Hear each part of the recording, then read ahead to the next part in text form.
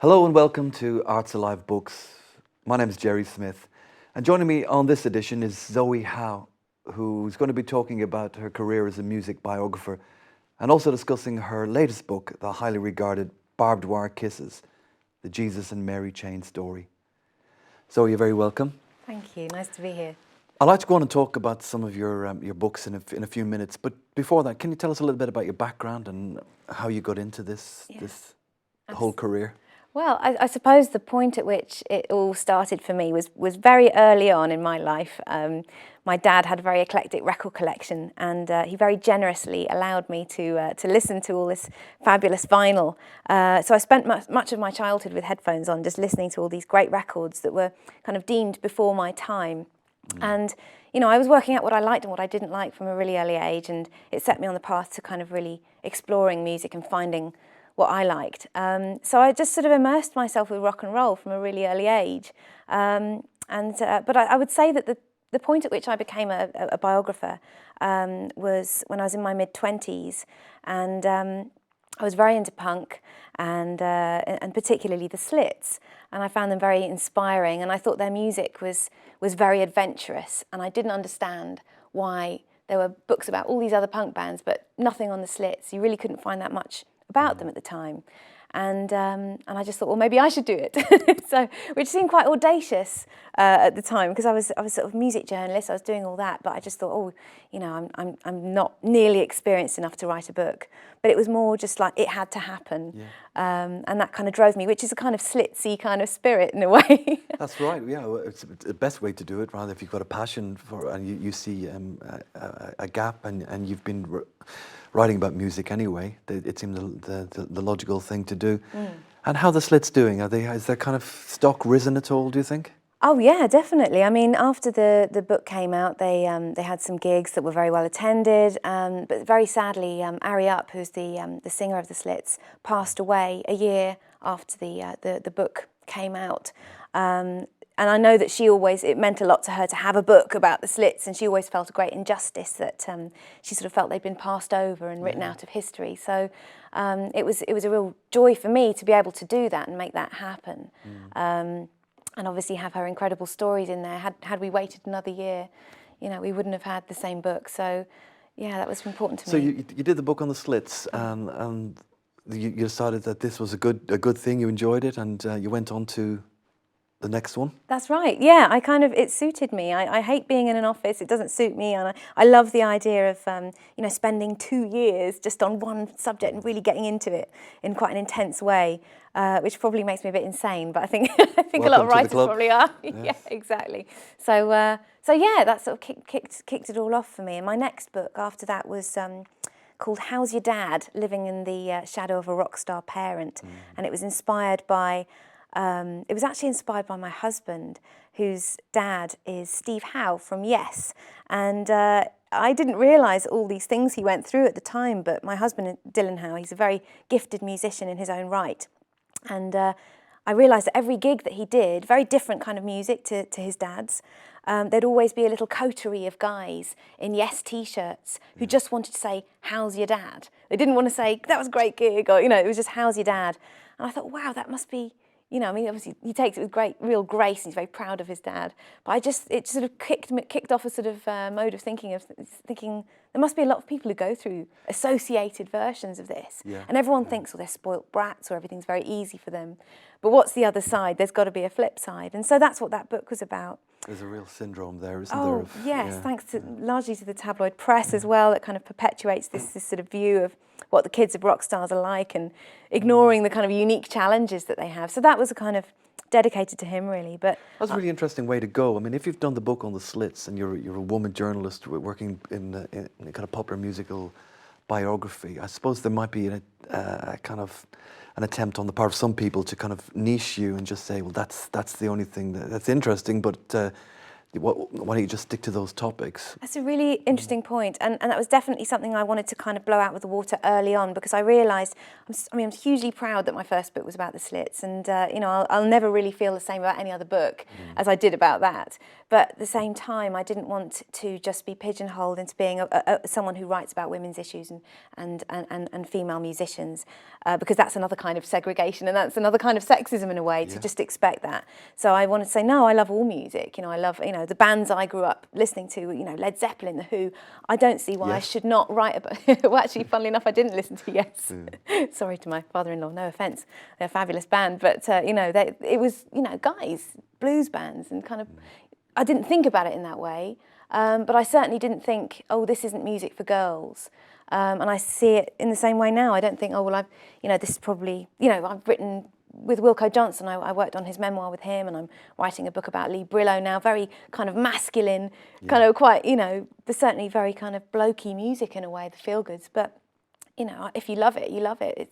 There should be no kind of segregation, I think. Well, he's another interesting character, isn't he? Wilko Johnson, Absolutely. a hero to many kind of people from that punk and slightly post-punk period. Totally.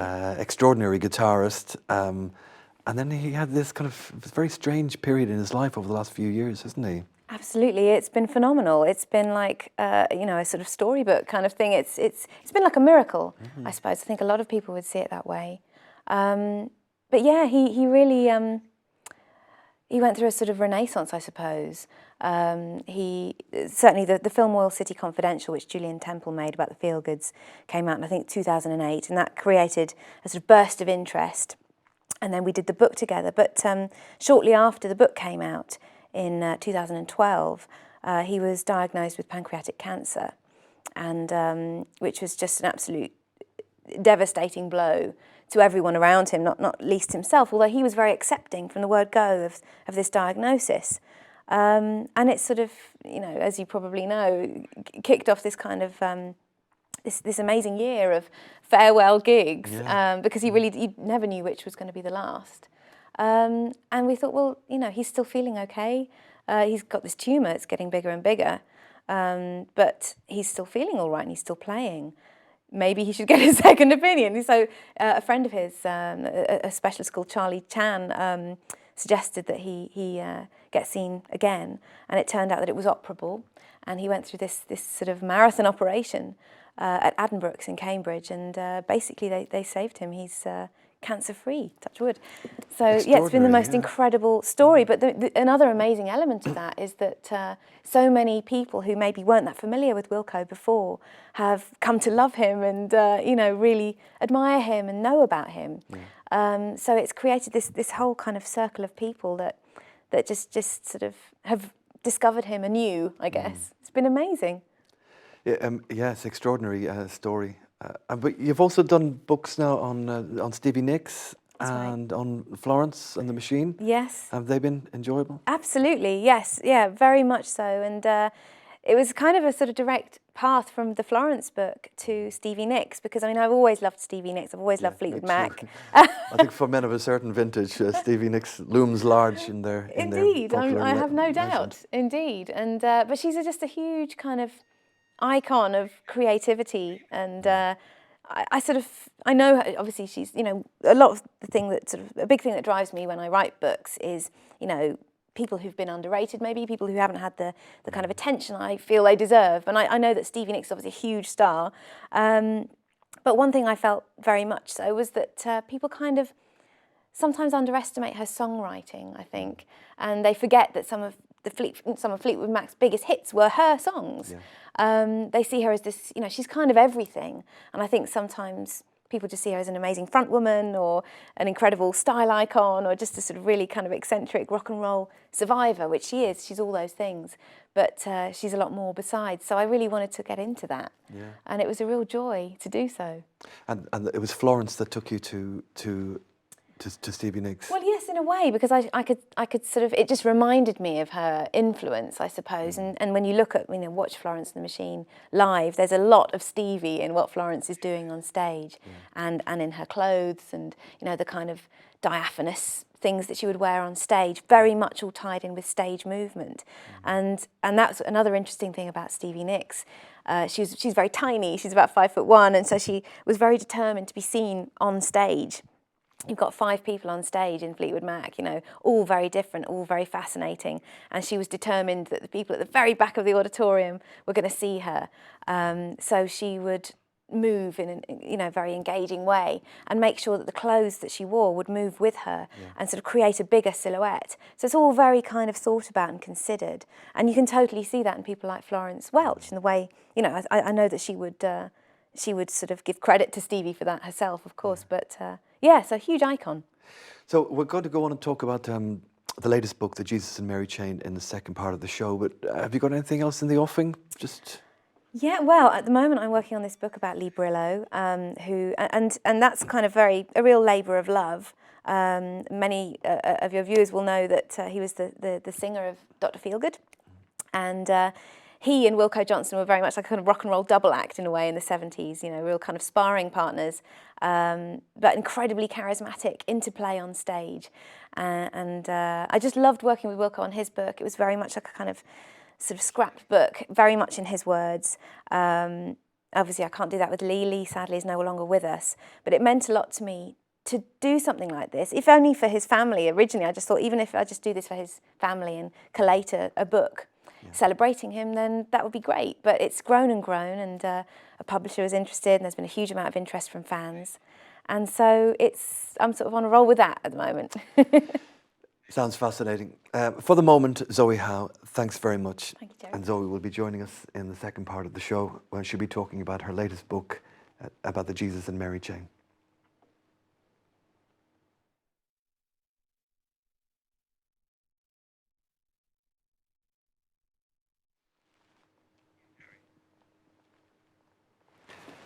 Welcome back. Zoe Howe joins us again to talk about her most recent book, Barbed Wire Kisses, The Jesus and Mary Chain. And to start off with, Zoe's going to read a little section from the book.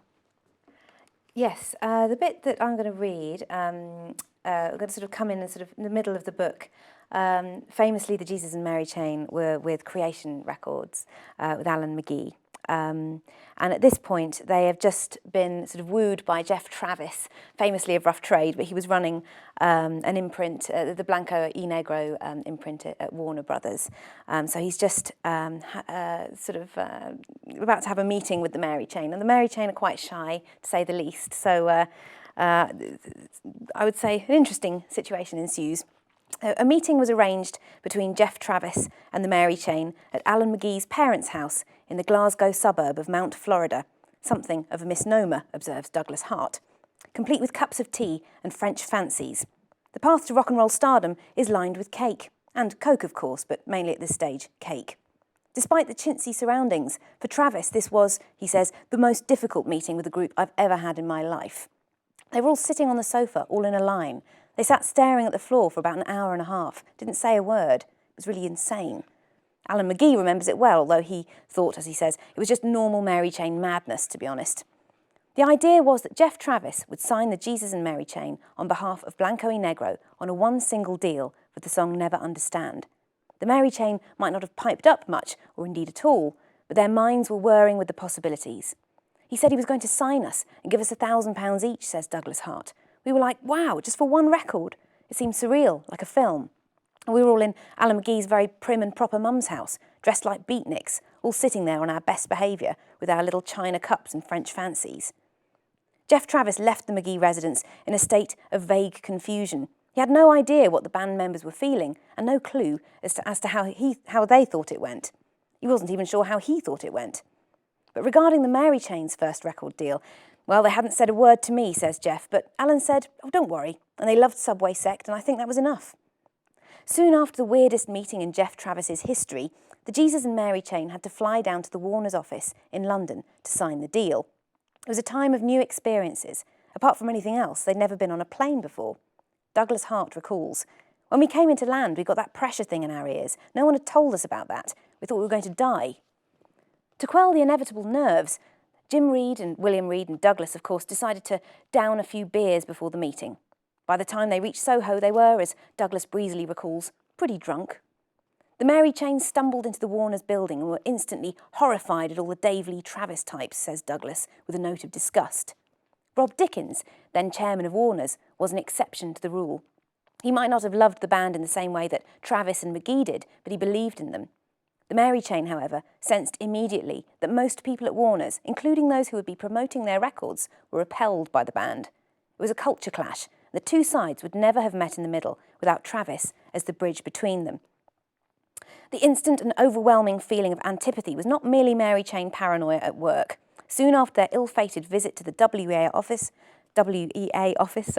one of the Warners marketing executives told journalist Max Bell they were the most revolting and disgusting group ever. He didn't mean it as a compliment, said Bell at the time. I couldn't be bothered to point out he was right. The Jesus and Mary Chain are guilty on all counts. That's why they're so welcome. Not everywhere, evidently.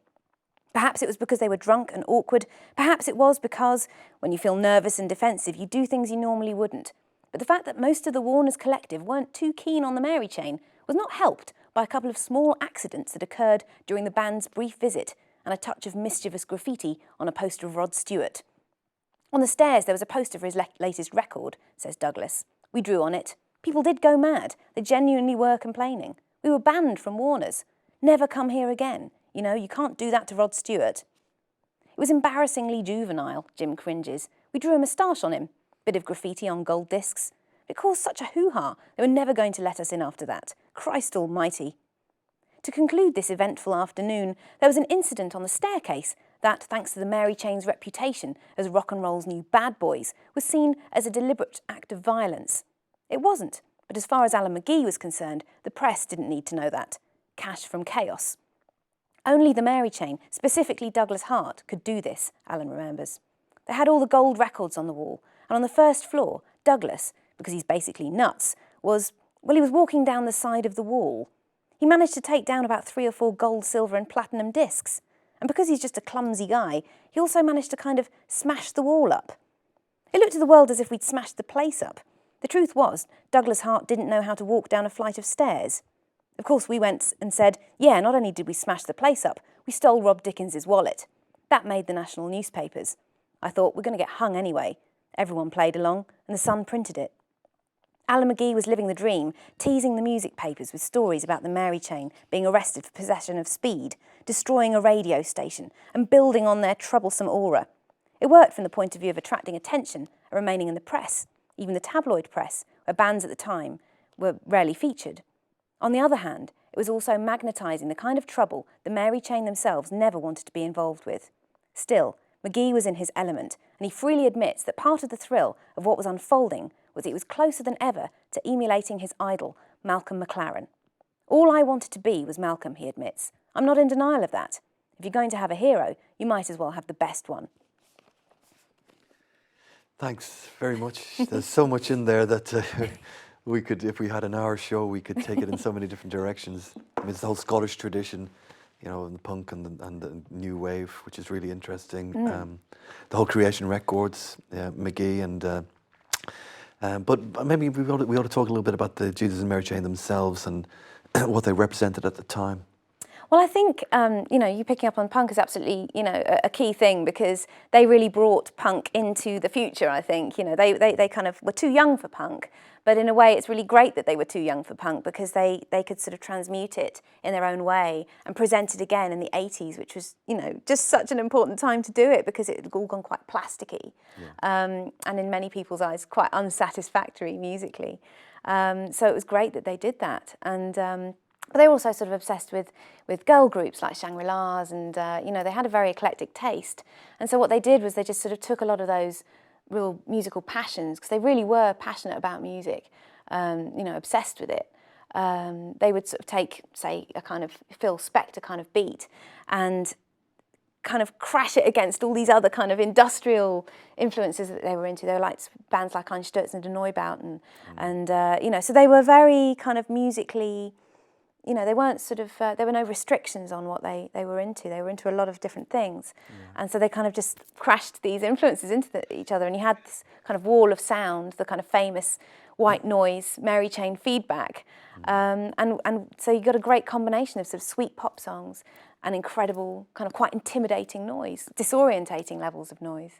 So you've obviously been working with them for the new book. Has that been interesting? It's been amazing, yeah. They've been fantastic. I've really loved working with them, and you know, it's been a very different kind of experience working with the Mary Chain on their book. They're kind of, you know, as I say, they're famously very shy. So I was very just thrilled that Jim and Douglas and Bobby Gillespie's in there, Alan McGee, that so many people came forward to talk. Again, it's one of those things where there's a real feeling of, you know, they deserve a book. They deserve this kind of, you know, people to kind of really be able to look at their legacy. And one of the great things I think that comes from doing a book like this, and it's particularly happened with this one, is that I've had so many messages from people saying, it's taking me ages to get through this book because I just have to keep putting the records on. It's reminding me how much I love these records, or making me reconsider, you know, that record that I never really listened to at the time, which is absolutely why we do this. Absolutely. I think that's one of the things, one of the best things about reading about music is that it does send you back to the music itself and makes you listen to it again with fresh ears.